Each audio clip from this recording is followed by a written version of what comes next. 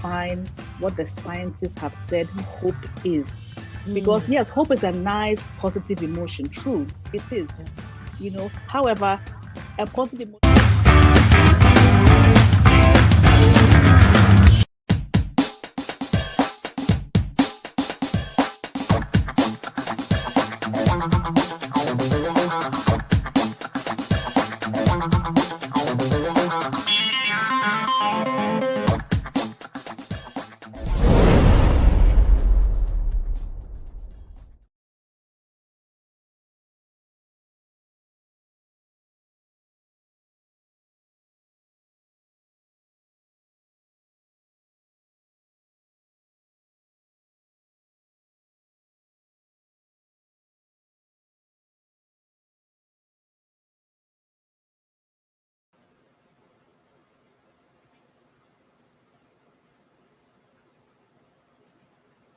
Hello, hello, hello, and welcome, welcome, welcome. Long time no see, long time no hear. It's been a minute since we got together, but happy summer. I don't know about you and where you are, but it's so humid where I am today, and I'm surprised that we still made it to, get together. But it's good to see all of us again. I hope you're doing well. My name is Tina, and I will be your host. We wanted to just do a quick check in.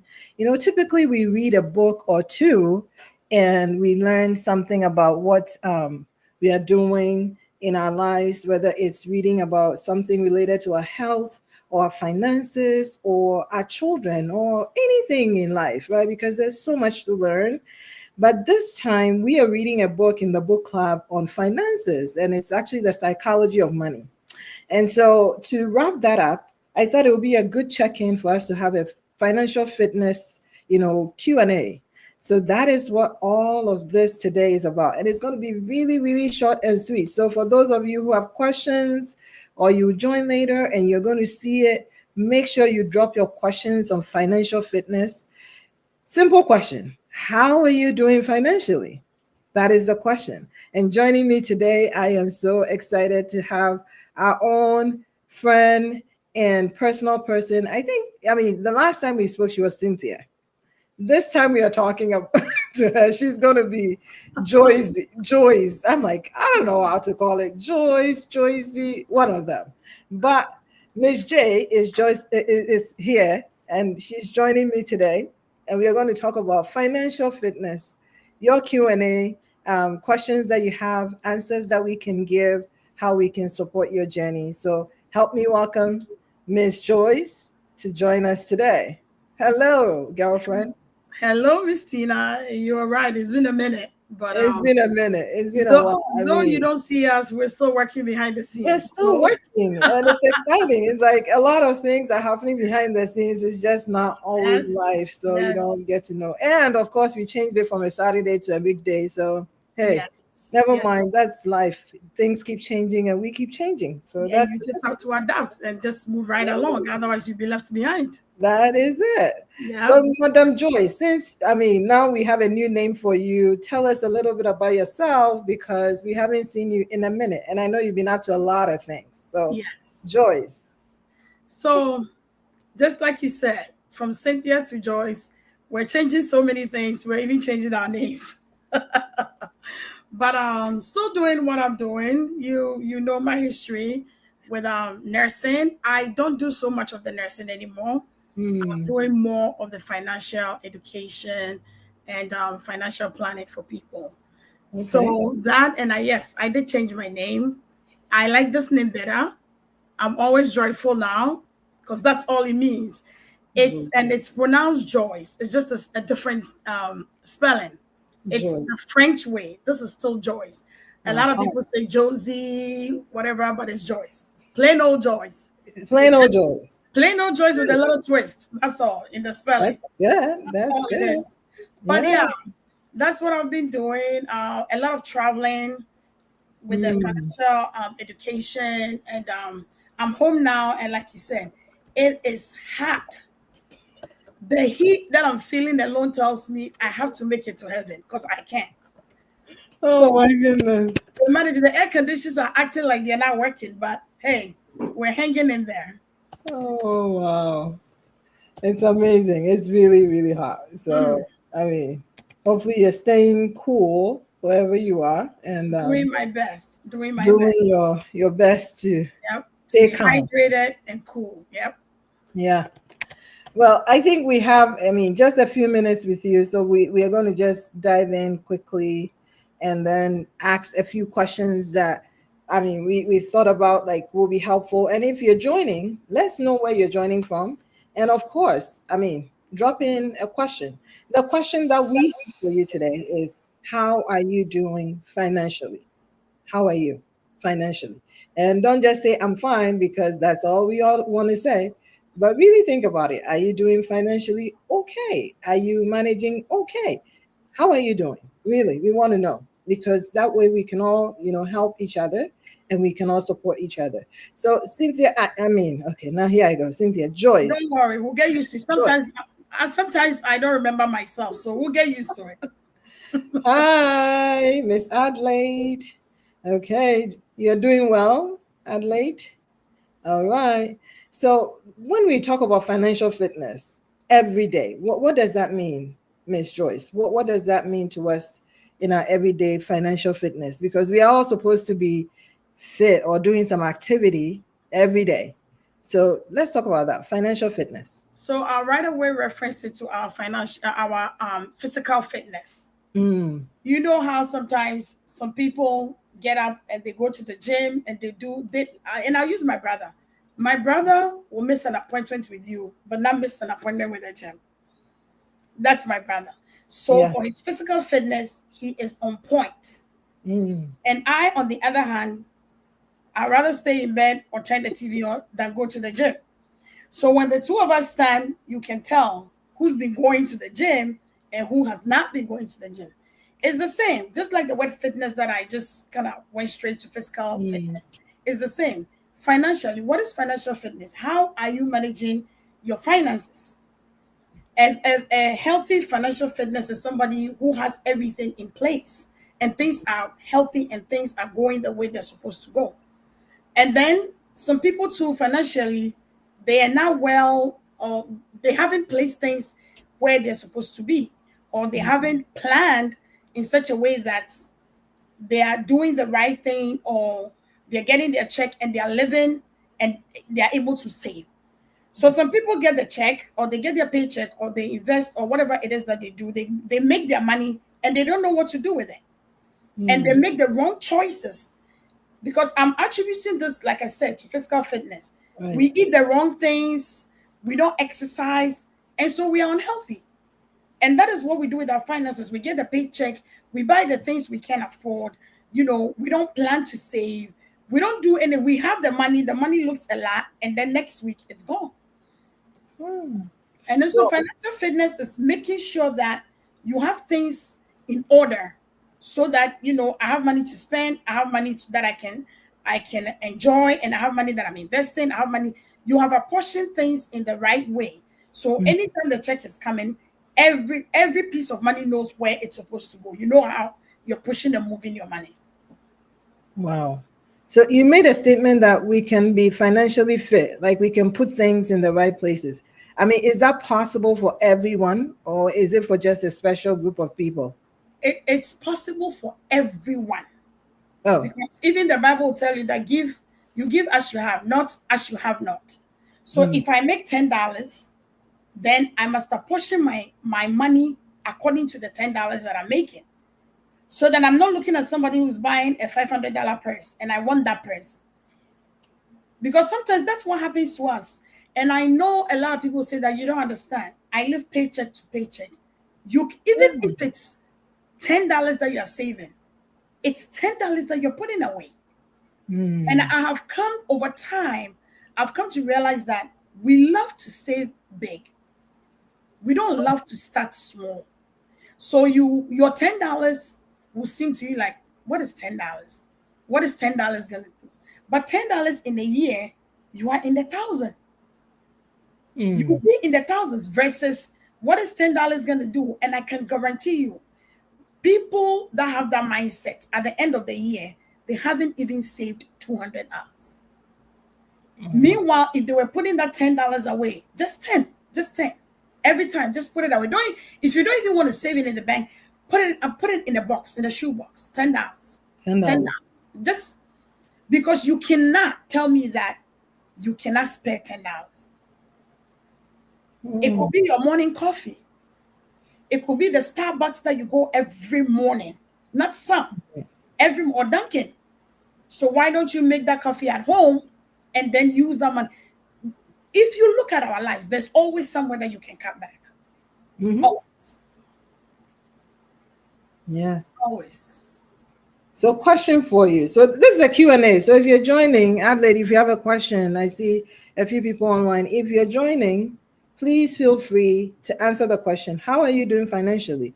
And if you have a question on finances, whether it's around budgeting, credit and debt, emergency funds, throw it out there and we will do our best to answer it. Again, we have just a few more minutes and we are wrapping up. Today is like really a drive-through check-in, how are you doing type of thing. So I'm really excited that Ms. Joyce was able to join me on a very short notice. So here we go, right? So someone has a question, for example, to say that how can you start budgeting if you live, you just said, paycheck to paycheck?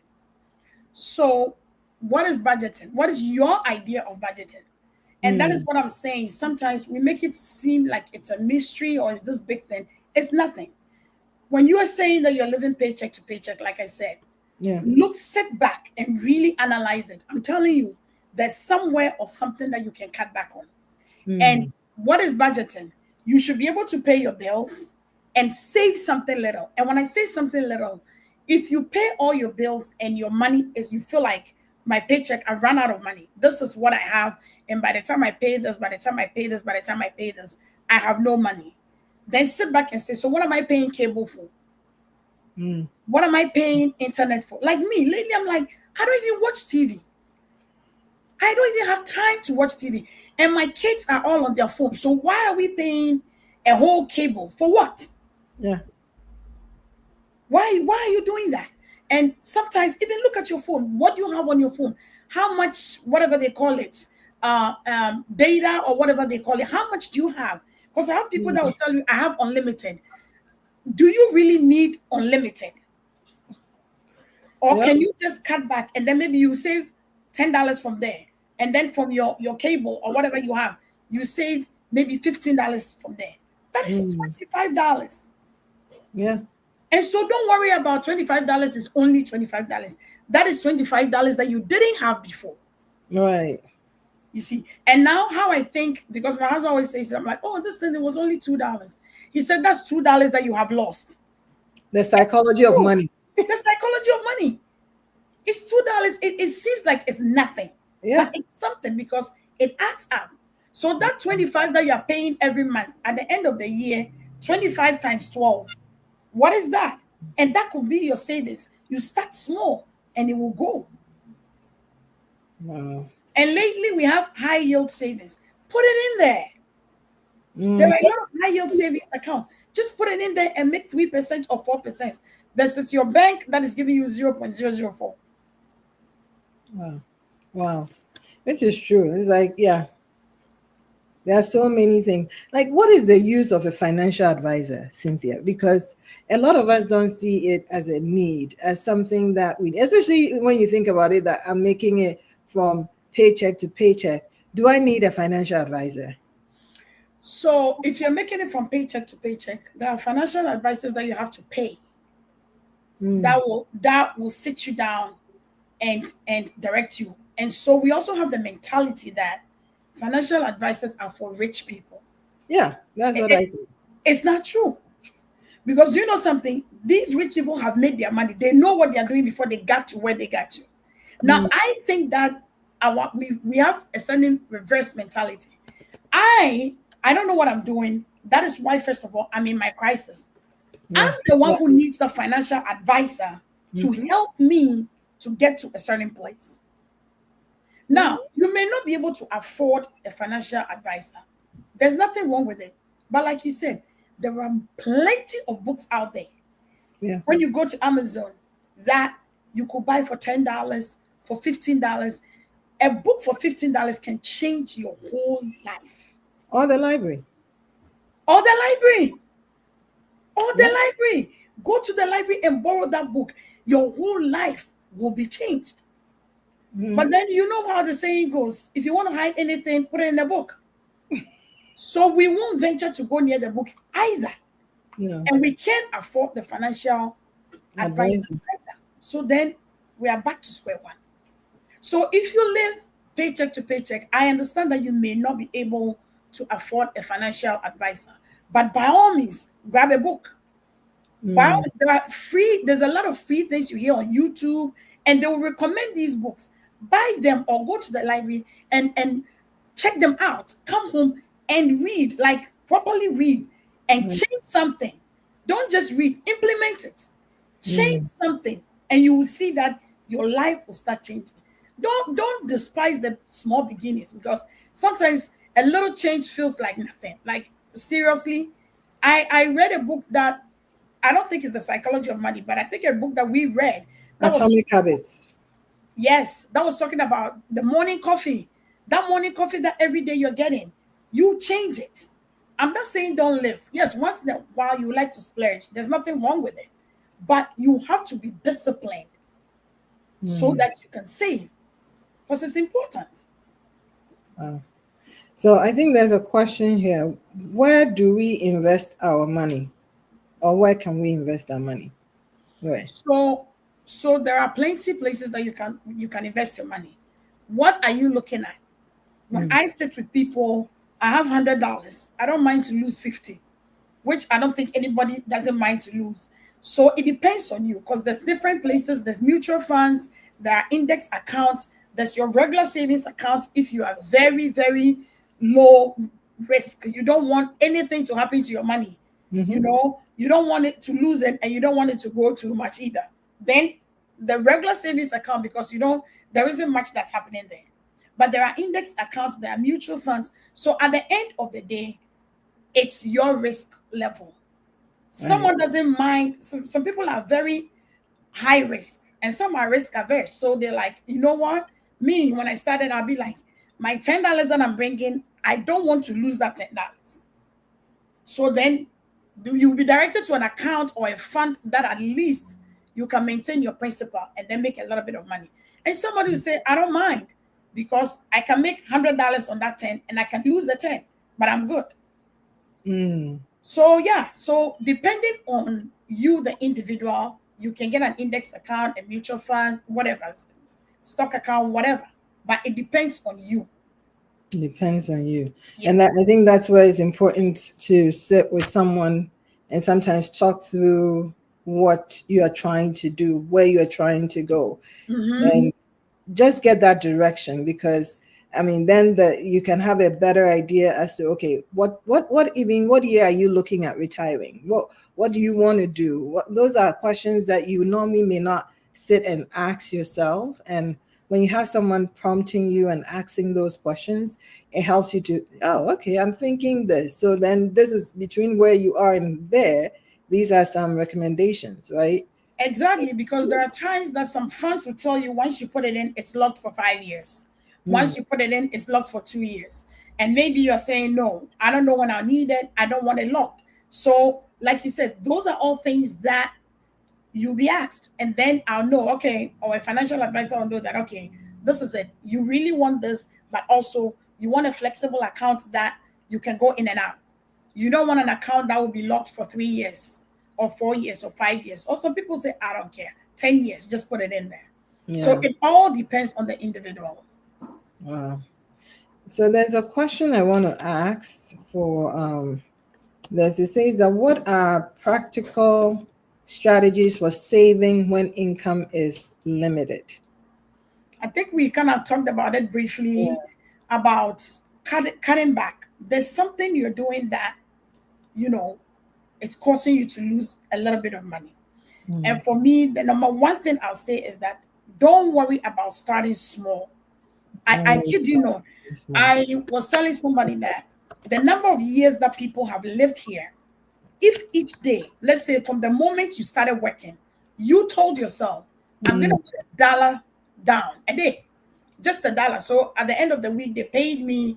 It's 7 days a week. So let me just put my dollar down, $7, and you calculate, do the multiplication, the number of years you lived there, and that dollar a day for the whole year, or even $1,000 a year. If you were saving $1,000 a year for the whole year, some of us have lived there 30 years. Some of us have lived there 20 years. $1,000 a year is my math is not that good, but I don't know how much it is a month. But I'm telling you, you can do it. Yeah. Or even if you want to save $500 a year, you can do it. We have 365 days in a year, so $500 a year is not even $2 a day. Wow. It's not $2 a day. Wow. So you can do it. So if you've lived here 30 years and you were doing that, you will have 15,000. How many people can just go into their room or their bank and give me 15,000? But I'm sure if I told you just do $1.50 a day or you'll be like, $1. What am I going to do with $1? But it adds up. So if you feel like you're living paycheck to paycheck, figure out where you can cut back a little bit and just start. The key is to start and be disciplined. And be disciplined. And trust me, it will add up. Oh, Anna, I like the fact that you said we should start no matter where we are. Like, no matter how it looks, just start. I mean, that's a challenge. A lot of people, oh, I want to make more money. I want to do this. Great. But just start where you are. There's a question, Joyce, that says that what financial documents or plans should every adult have in place? I know you talked about fitness being putting things in place. And I mean, I want us to talk about some financial documents that we should, be thinking about in our normal lives and putting those in place. Like, what are those things that you would typically tell clients about? Big. I think number one thing every adult who's working, and especially those who have families, you should have a life insurance. Life insurance. Number one, you need a life insurance. Why? Why is that? I'll break it down a little bit because our mentality, where we come from, we have decided that life insurance is death insurance. A lot of people, when you mention life insurance, oh, I'm not ready to die. Look, there's a reason why the white man called it life insurance and not death insurance.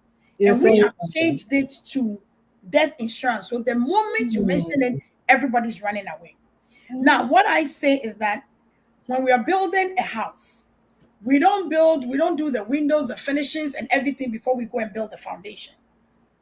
We build the foundation first, and then we build upon the foundation. Now, there are different types of life insurance. Find out all the different types. The different types do different things. But you need a life insurance no matter what, because my thing is that as you get up and you go to work every day, if something should happen to you today, what would you do? And for those of us who have kids, that our kids are young, that we are still taking care of them. If today you're not dead, because life insurance is not for the dead, it's for the living. If today you got out of bed and you couldn't get up, and God forbid, they said now the person has a stroke, the person has a heart attack, something.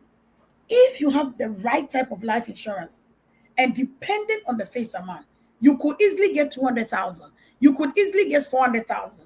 You could easily get 900,000.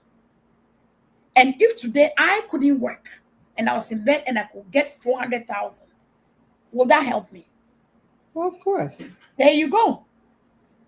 So you definitely, I feel like it's the foundation, because every day that we get up and we leave and we come back, we're not guaranteed anything. We're not guaranteed anything. So that is the more reason why you need that. And then you need a trust. I know a lot of people say a will, but you need a trust because a will does not bypass probate. A trust bypasses probate. What's that? Break it down a bit. So probate is usually where you go when somebody passes, where they go and sort everything out. If you don't have a trust. If you have a trust, then you put all your assets, whatever you have, in a trust, and that bypasses probate court. But if you don't have a trust and you pass, all your accounts will be frozen. every single one of your accounts, whether it's joint or whatever, it will be frozen. Because as you and I are here today, we haven't paid our 2025 taxes. We are praying and hoping that at the end of the year we'll still be alive and we'll pay. But some people have already passed on this 2025 and they didn't pay their taxes at the end of the year. So if they don't have a trust, probate is going to take over and sort everything out. Your school loan, your this, that, and take care of all those things. If there's anything left, then they can give to your family. Now, probate doesn't start till mostly 6 months to a year after the person passes. Hence, the multiple GoFundMe's that you see. It's not, some of them, it's not because they didn't leave anything for their families, but they didn't put it in the right place. So now it's in probate court and they have to wait till probate is done, and then they can release what needs to be released to them. Wow. And you also need, the question you asked me, you also need an emergency fund. You really need an emergency fund. And we always say that's 6 months of your bills. And I know, once again, someone say, I'm living paycheck to paycheck. Start somewhere. Even if your bill is 2,000 a month and you start small and you have 4,000, you are somewhere. You are somewhere. So start somewhere. Because if you don't have that and something happens, you're in trouble. Wow. Just start small and it will add up. Wow. Wow. We have just a few minutes. I told you this is going to be just like a quick Q&A, but I am loving, I mean, I like the fact that you said that one of the key documents you should have in your financial planning or in place financially is a life insurance, and that there's a reason why it's called a life insurance, not a death insurance. I hadn't thought of it that way. Yeah. So yeah, I think that's something that we should all go back and look at it and see why is it called a life insurance if really it was supposed to be meant for a death, payout. There must be something we don't know, right? So these are all things that are part of our portfolio toolkit that we should be putting together and planning and thinking about. And I know that we are really pushing it for time. We wanted to do a 30-minute slot today, so that's exactly what we are going to do. And we are going to indulge you to read. There are books in the library. If you even go to the library and ask, hey, I want a financial literacy type of book, you can get a book that would really help you. But if you don't have any book to start with, I'll recommend 2 books. We are reading The Psychology of Money, but you can even skip that one and read The Millionaire Next Door, okay? Yeah. You can just read The Millionaire Next Door, or The Richest Man in Babylon. Those are pretty elementary ones that you can, glean a lot of tips and learnings from. But by all means, learn. By all means, ask questions. And by all means, put a plan together, because there's always a rainy day. And there's summer, there's spring, there's fall. Like, whether we like it or not, we are complaining about the weather, but we are in it. It is summer. We don't have a choice. We're going to weather this summer and then get into another time of fall and winter and all those things. So whatever you do, make sure that you are keeping up with your finances, you're keeping fit. Hey, Miss Joyce, last words as we wrap up. And if we didn't get to a question that you wanted to ask, still drop it in the chat. We'll come back, look at it, and respond to you. But final thoughts as we wrap up. So my final thoughts would be that as we work and we work and we work and we get paid and we're making money, you need to have knowledge about money. Know something by all means about money. And that is why a lot of people end up in crisis, because we work, we have the money and we have no knowledge of what to do with the money. And so at the end of the day, you spend it on unnecessary things. So my thing is that know something, by all means, know something about money. There's a lot out there that you can do with your money. Know something about money. Do not, I repeat, do not leave your money sitting in a savings account. Do not leave your money. Don't open your savings and see 50,000 and then you smile. You are wasting time and money. It waits for nobody. I'm telling you. Put it somewhere. There's a lot of things. Even if it's a CD, Put it somewhere that you will get something, some kind of interest. Because when you don't and it just sits there, money depreciates every time, 3% every year. So as your money is there, the purchasing power, you lose it by the next year. Because the thing that you bought here for $1, you left your money sitting there, you didn't put in an account that could give you 3%. You left it next year, that same dollar, the thing that cost $1, is $1.03, and your money is still $1. You cannot purchase it. You are losing purchasing power. So please learn about money and put your money somewhere that you can get a better investment. All right. Thank you so much, Ms. Joyce. I know you have to run. Thank you for joining. Thank you all. And if you still have questions, like I said, pop in the chats and then we'll come back and respond to you. But hey, take care of yourself. Enjoy the summer season. It's hot, but it's nice to be out here. And so we will talk again one of these days. Okay. Take care. Bye-bye. Bye. Thank you for having me. Bye.